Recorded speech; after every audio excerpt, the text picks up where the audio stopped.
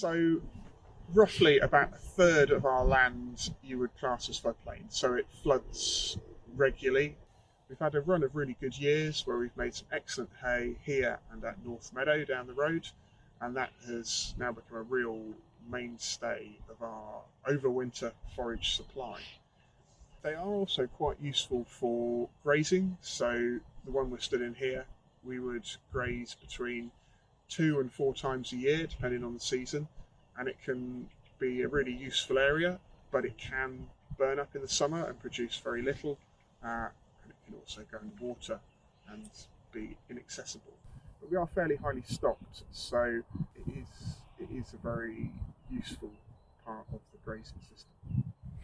We did used to make this into hay. I've baled lots of hay out here over the years, but we haven't cut it for hay for the last 25 years probably, just because it's so risky. You get a nice crop of grass and then suddenly you get a flood in June or July and you've lost a crop. So we've gone on to grazing it. What has made that so much easier over the last 4 or 5 years is that we now mob graze.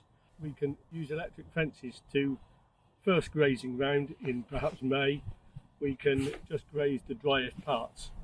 We might only graze a third of it, and the second time round we can perhaps graze 2/3 of it, and perhaps the third time round you might be able to graze it all.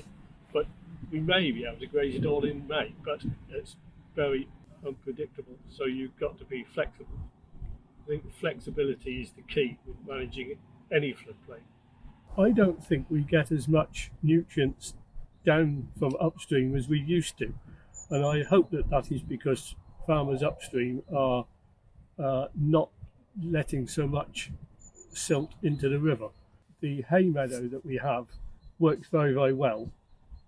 Only some of that floods, a third of that probably floods, maybe half.